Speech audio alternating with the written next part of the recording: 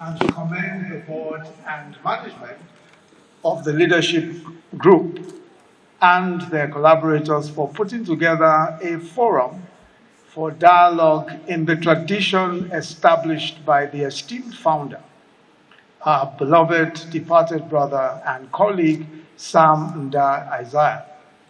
It's a privilege indeed to join you in honoring the memory of that great patriot and innovator. Your Excellencies, we are meeting today against the backdrop of economic adversity, inflamed fault lines, and social resentments. We already know, of course, of the insurgencies in the northeast, kidnappings, and terrorist acts in the northwest, and threats of secession in parts of the country. In the light of all these challenges, the theme of this conference, national and regional insecurity, the role of political and non-political actors in the stabilization and consensus building, is clearly an inspired one. In considering the theme of this event, it's worth noting that often when we explore the concepts of national and regional security, there is a tendency to anchor the discourse around the machinations and intrigues of externally generated vulnerabilities and external adversaries. So we argue often that the problem of state fragility in Africa is on account of the colonial origins of her nation states. The notion, for example, that Nigeria is a hastily and arbitrarily cobbled together patchwork of mutually alienated kingdoms. And as a result, it has remained plagued by fundamental challenges rooted in its founding. Now, this is a popular view, but of course is not the whole truth. It is not even nearly the entire truth. Indeed, it is my view that the colonial beginnings of African nation states does not constitute the sort of immutable obstacle to nation building that it is frequently made out to be. After all, colonialism itself was a historical global phenomenon that spawned nation states everywhere across the world, from Europe and Africa to Asia to North America and South America. And we have examples of many such nations that are successful. Colonial origins are therefore not necessarily predictors of national prosperity or state failure. In any case, there's a lot of scholarship and research that shows that our ethnic nations or nationalities share a long history of trade, of diplomacy, of migration, and conflict, all of which ensured that by the time the colonialists arrived, our ethnic nationalities were not strangers to each other. And even then, they were not strangers to themselves. And most certainly, they were not strangers many, many decades and almost centuries after. The truth, therefore, and it seems to me, that the external reasons that we frequently cite for our problems, those reasons that we frequently give for the problems of African states, and in particular Nigeria, cannot thrive without severe internal weaknesses in our society. And I venture to say that the chief weakness that we have is a human one. Our elite, our political, economic, and religious elite. An elite that has so far proved to be socially irresponsible. That is, one which either by selfishness, negligence, or ignorance, or a lack of self-awareness, has so far been unable to build the institutions, and more importantly, the social and political consensus upon which a just and orderly society can stand. And because dominance must be premised on some form of consensus, the elite depend on a dubious one, the promotion of tribal and religious fault lines for legitimacy. So where are we today? On a nationwide and region-wide scale, we are seeing challenges to national order driven by a profound and pervasive sense of exclusion and marginalization. And I don't speak of ethnic or religious marginalization, which is really another elite dog whisper to acquire more for themselves or for ourselves in the contest for political booty. I speak of a division between the have-nots who have no hope and the haves who seem to have it all. So the attacks we see on law and order are themselves symptomatic, and they are driven by emergent critiques of the fabric of order itself. These critiques are manifesting as insurrections and insurgencies along various axes of identity. These rejections of formal institutions may be driven by conceptions of religious obligations, ethnic identities, and generational antipathies, but that is only superficial. What they have in common is that they are patterns of solidarity of those who have no stake in an orderly society, because such a society appears to offer them nothing. And so they are in fundamental, violent, and implacable opposition to a system that appears to favor only a few. So the recognition that the system is not working optimally for many of our people must inspire a broad-based movement for reform that works to recalibrate and present order and attune it more to the aspirations of the people. To be sure, the cost of reforming the system is considerably less than the cost of letting the system be destroyed in the hope that it can somehow be rebuilt from scratch. That is a risk we cannot afford to take as a nation. So how do we mediate these conflicts? Because if you recall, of course, the subject of this discussion is how to mediate the conflicts.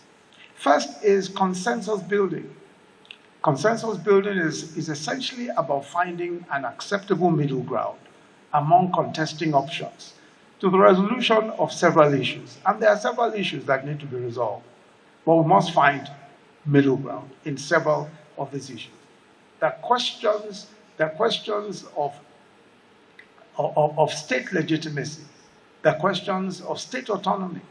Many believe that there should be greater control from the states and local governments. And there are all sorts of other issues. But we're not going to be able to go into all of those today. Otherwise, we'll be here for too long. The second is mediating elite competition and conflict. Again, we'll not delve into that in any great detail. So what do? There is no doubt that our country is going through a time of trial and testing. Many of our people are dealing with adversity on several fronts. It's understandable for discontent to emerge and inspire agitation. In a democracy, agitation, the act of making our voices heard in respect of our concerns, is entirely legitimate. What is profoundly problematic is when we employ destructive and illicit means in pursuing agitation. It's also understandable that we may find that some of these agitations, in fact, resonate with us. We may consider them legitimate causes and identify with them as such. However, the temptation is that our sympathy with legitimate causes blinds us sometimes to the destructive and illegitimate means employed by those that pursue those causes. This is a temptation that we must resist. I'll be the first to admit, and I'm sure that many of us will admit, that our system is not perfect. But it does prescribe the ways in which discontent can be channeled through constitutionally guaranteed rights to associate, to protest, and to express ourselves. Change is possible through the system, but only if we engage it rather than destroy it. Thus, while the current system is not perfect, it can only be improved as more of our people engage it. In a country as diverse as ours, the diversity of opinions and persuasions is not only to be expected, we must welcome it. The aim of our national conversation should be to promote a consensus for progress, rather than to promote discord and disharmony. Our national union itself was forged through dialogue and negotiation, as our founding fathers traded compromises in the process of making a country. Over the years, our union has been renewed through dialogue. We must be committed to continuing this tradition of renewing our nation through the tried and tested means of conciliation, of compromise, of consensus. Discernment today, discernment requires us all to recognize the various faces and guises of violence and extremism. It is to recognize the agents of hatred and to call them by their proper names, even when they appear to speak the same language as we do or seem to worship as we do. To be clear, in calling for compromise and consensus, I certainly do not mean that our people should be lulled into a false sense or a passive acceptance of whatever they find unacceptable. I mean that their discontent and our discontent and energy can be channeled towards constructive and positive action. For instance, communities can be mobilized to participate more fully in civil life and drive movements that seek greater accountability across all sectors of government.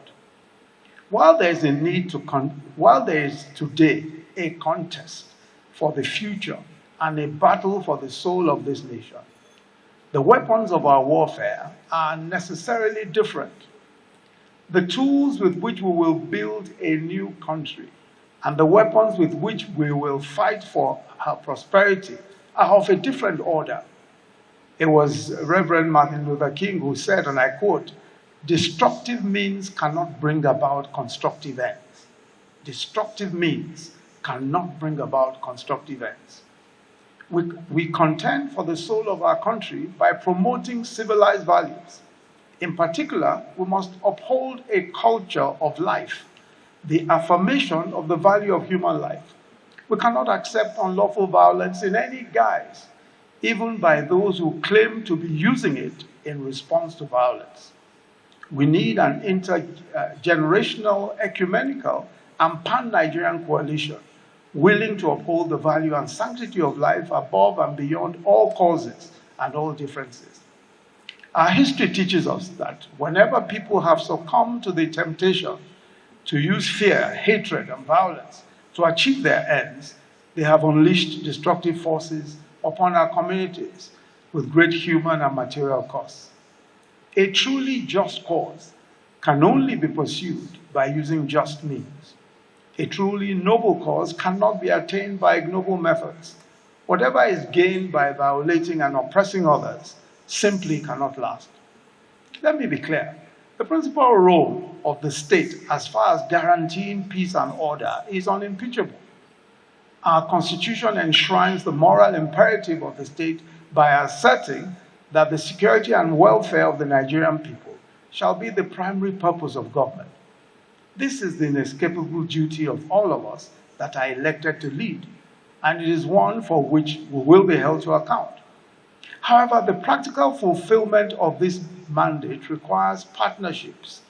It requires that partnerships be forged between the state and civil society, as well as between political and non-political actors. So what should the elite do? And what responsibility does the elite bear? The task before us is that of renewing the social contract, creating more inclusive institutions, growing the economy, and generating opportunities for our population. Two realizations are especially poignant to the point. The first is that this task cannot be accomplished in a climate of socio-political instability.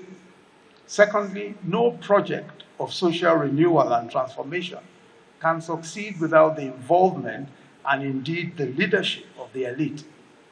The operative principle is the French expression noblesse oblige, which in English simply means nobility obligates. It conveys the idea that because we are the elite, because certain people, religious, economic leaders, political leaders, social leaders, because they belong to an elite, there is a responsibility that comes with being of that status. That responsibility is one that we have no choice but to fulfill. It proposes that the advantage of education, position, wealth, especially in a poor society, comes with the responsibility to think, to develop and implement the big ideas that would create opportunities and livelihood for the majority.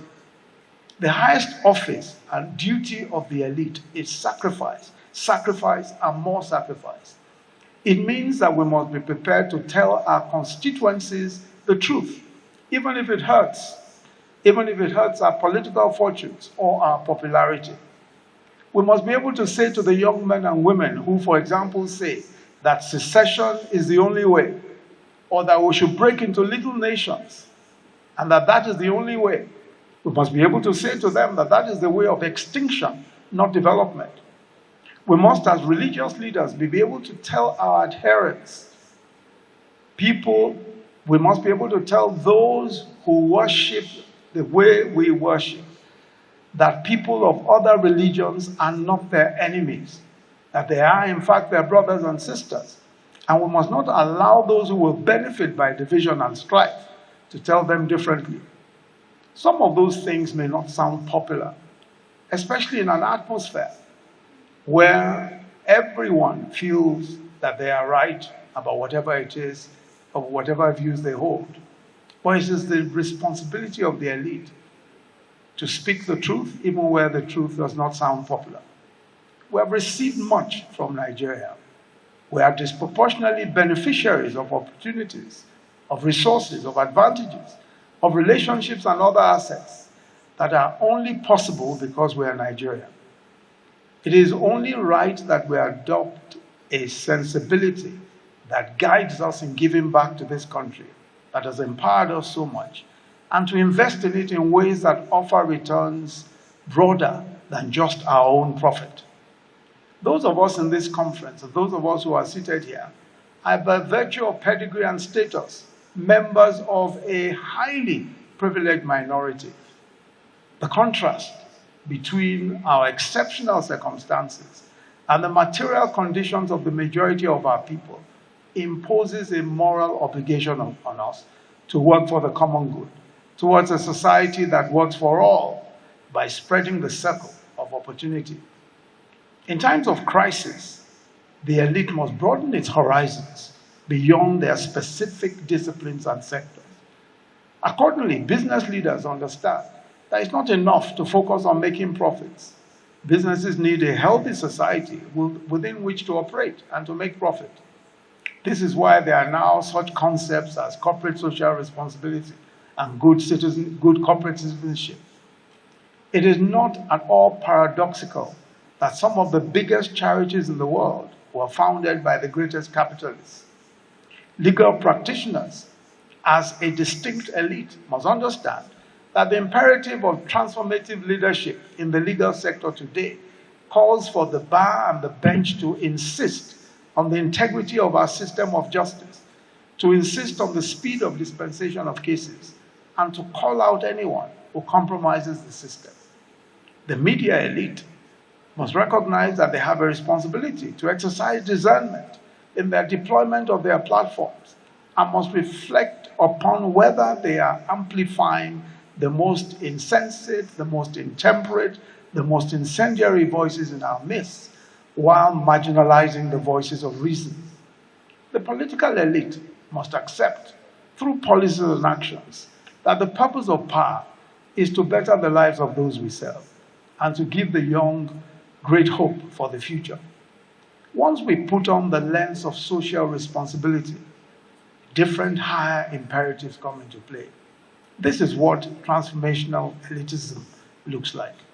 So I conclude that in times of crisis, we learn and relearn lessons in solidarity and in the value of pulling together. The old rigid dichotomies between the state, the market, and civil society no longer apply. We recognize that the path to the future will be paved by consolidating the interdependence of these sectors. This is why we need a new ethic of collaboration that brings together elements from the public sector, from communities, from corporations, from voluntary associations, from faith groups. And all these groups must jointly work on solutions that we can scale up from the local to the national space. and the elite is integral to this process. Finally, in times of adversity, societies buffeted by uncertainty and anxiety are tempted to drift towards the voices that appeal to our darker impulses, to those that traffic in fear and despair and division. The elites, such as are gathered here today, must counter such voices by inspiring faith, creative optimism, and solidarity. I personally remain unyielding in my belief that we will prevail over adversity by the strength of our togetherness. The present moment is crying out for leaders that can bring our people together, that can heal the rifts between communities and build bridges across divides of religion, of politics, and of all of the other social consequences that make such a difference to everyone. This too is perhaps the most urgent imperative of transformational elitism today. I'd like to congratulate all of the distinguished awardees of the 2020 Leadership Conference, and to congratulate you all and to say that the responsibility that comes with leadership lies squarely upon your shoulders, especially those of you who will be receiving these very coveted prizes today. Thank you very much, and thank you for listening.